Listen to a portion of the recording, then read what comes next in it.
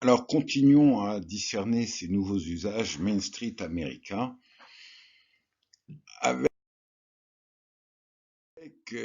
on rappelle l'année dernière, le skateboard qui était bien présenté. Le skateboard, vous voyez, c'est le châssis d'une voiture électrique avec les batteries, les 4 roues électriques et puis toute l'électronique et l'intelligence qui va bien. Et finalement, les Chinois avaient dit, bon, c'est notre marché, nous on a les plus gros fabricants de batteries, tout ça c'est hyper simple et celui qui aura le plus gros marché fera les châssis les plus bas prix. Et ensuite, tous les constructeurs, toutes les OEM mettront au-dessus l'architecture qui va bien, leur truc, leur logo, mais le châssis, ça sera nous. Alors, GM avait bien compris ça, a changé son logo, vous voyez en bas à droite, et nous présente ces 3 châssis, le gros, le petit, le moyen, pour aller de la petite voiture au gros truck, et se lance dans une alliance avec LG. Et ils sont en train de construire une gigafactory comme Elon Musk, 800 millions de dollars avec LG.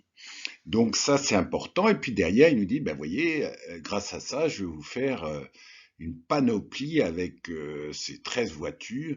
Hein, c'est drôle, c'est une photo sur le web. Les voitures étaient vraiment dans le noir. Puis il y a quelqu'un qui a éclairci la photo. Donc on vous révèle doucement.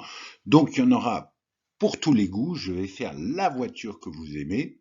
Et notamment le Hummer, 1000 chevaux. Alors là, écoutez bien le salesman qui présente ça, vous allez voir, c'est croustillant. The irony of introducing Hummer as an EV is not lost on us. Two things in particular I want to share with you that we haven't really talked about before.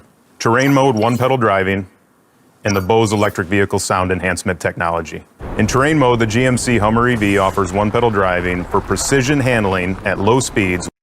Alors, après l'ironie de General Motors qui présente son Hummer écolo, voilà l'autre truc assez ironique mais qui va faire des progrès à toute l'Amérique, c'est IndyCar Racing en driverless. Donc c'est un challenge avec un gros prix, toutes les universités s'y mettent. La Formule 1 que vous voyez en haut à droite, elle a pas de pilote, c'est pour ça qu'elle a un cockpit, vous voyez. Et puis pour l'Amérique profonde, c'est Electric IndyCar, what the fuck.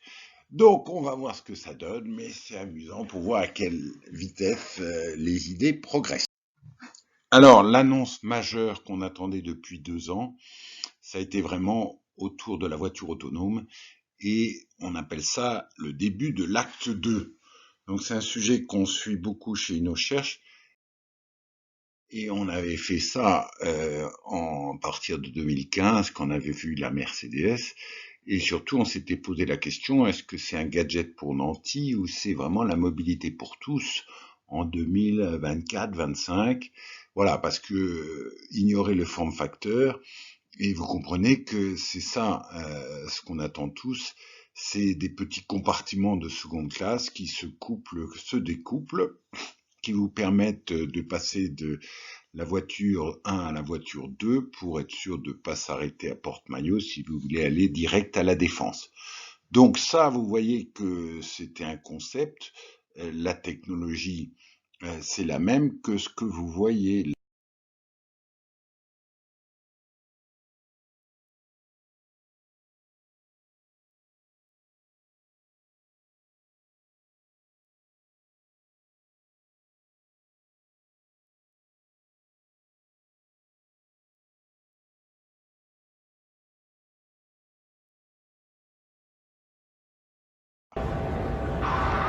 Et là, c'était l'année dernière au CES. Et vous voyez Mobileye qui nous montre Ouais, il y va quand où même. ils en sont dans les rues de Tel C'est Aviv. pas mal. Ouais, c'est pas mal. Avec la voiture Là, il blanche là, s'engage. qui force un peu le passage, voilà, qui le fait à la mode Tel Aviv, et puis ensuite vous réglez les paramètres, vous le faites à la mode parisienne, etc. Petit rappel pour ceux qui ne sont pas familiers avec ces terminologies ADAS, c'est niveau 1, 2, 3, 4, 5. Là, vous avez vu une voiture dans les embouteillages où il y avait encore un volant et quelqu'un derrière le volant, donc c'était ADAS niveau 2. Et le Graal pour mobilité pour tous, c'est d'arriver à ADAS niveau 5 où il n'y a plus de volant, il n'y a plus de chauffeur, ce sont vraiment des petits compartiments de deuxième classe qui se déplacent tout seuls. Et l'objectif, c'est clair, c'est d'arriver petit petit à petit à avoir une fiabilité accrue dans ce niveau 2 qui fait que vous pouvez comme ça voyager depuis la Défense jusqu'à la place de la Concorde sans toucher votre volant, sans rien faire, et non pas uniquement sur les autoroutes. Et quand cette fiabilité ou ce MTBF sera suffisamment grand, eh bien on arrivera très vite au niveau 5 avec les petits robots taxis dont on a parlé. Alors, très bonne présentation où il explique sa stratégie. Donc je vous rappelle que Mobileye a été racheté par Intel pour 9 milliards il y a déjà 3-4 ans. Et donc les trois piliers, c'est ADAS, on l'a vu, hein, donc il vend à tous les fabricants, à tous les OEM du Level 2, on verra qu'il a une part de marché là-dedans qui est de 70%. Ensuite, dans son contrat de vente, il a une clause qui dit que le système remonte de l'information anonymisée qui permet de mettre à jour des cartes des villes avec une précision incroyable de 1 cm et puis développe son full stack approach de self-driving. Alors, c'est ça qui est très fort, c'est de dire, bon, bah, ça marchera vraiment en ville, et puis on passera d'un level 2 à un level 5, parce que quand vous aurez des mean time between failure de plusieurs mois, les municipalités auront compris qu'ils pourront mettre en place ces espèces de transports en commun et remplacer un peu toutes les voitures individuelles.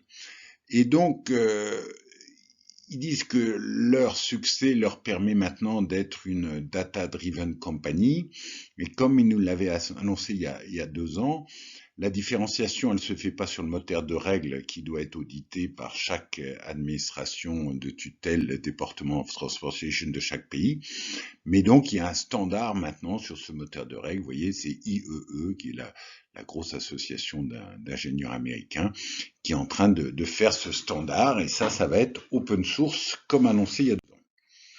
Et donc voilà, il dit pour arriver à une fiabilité durée dans le temps du système qui ne se déconnecte pas, qui arrive à tout traiter, il faut avoir un système redondant, donc avec un système de caméras, 13 caméras, etc., comme à Tesla aujourd'hui, et un autre système qui travaille complètement parallèle, en redondant, basé uniquement sur des radars et des lidars, qui regardent l'environnement comme ça, comme un radar, et qui va petit à petit me remonter l'information pour arriver à positionner les objets, à savoir les poteaux, les trottoirs, les coins d'immeubles, et petit à petit me donner des cartes précises au centimètre sur laquelle je peux montrer exactement où est la voiture. Donc on n'est plus du tout aux 10 mètres de précision du GPS, mais on arrive au centimètre, et c'est ça qui permet d'avoir une redondance remarquable.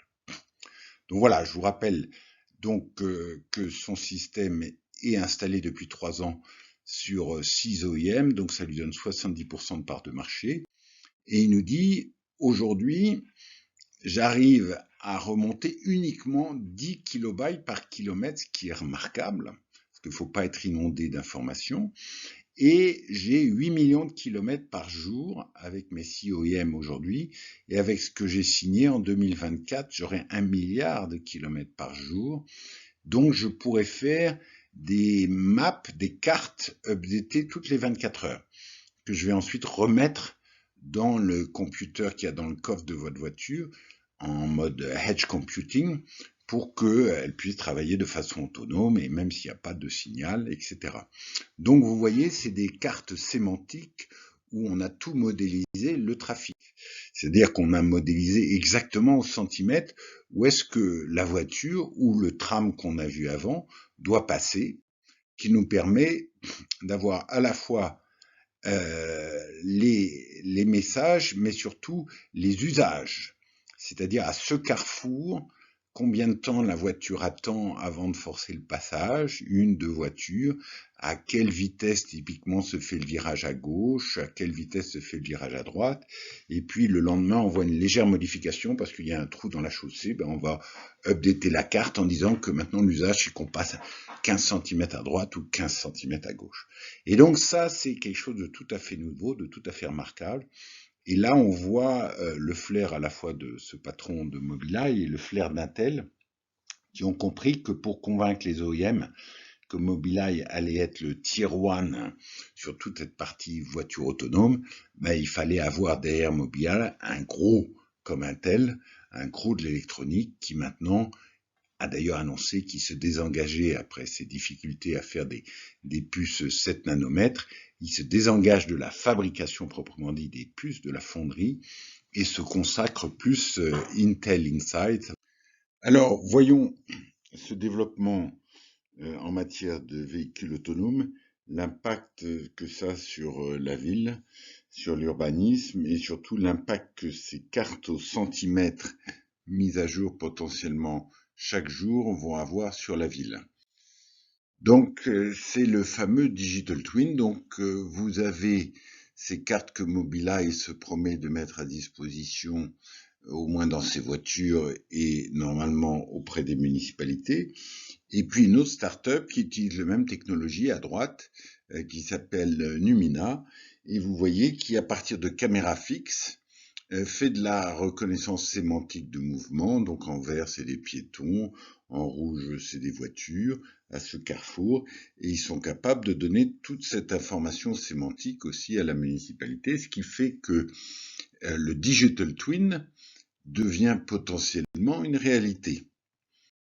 Donc la ville est complètement représentée en digital et constamment mise à jour avec ses flux en temps réel. Et donc la municipalité peut faire des simulations, des scénarios sur le Digital Twin avant de décider arbitrairement de fermer cette voie à la circulation, etc. Donc ça peut être un énorme progrès et vous voyez, cette possibilité est proche.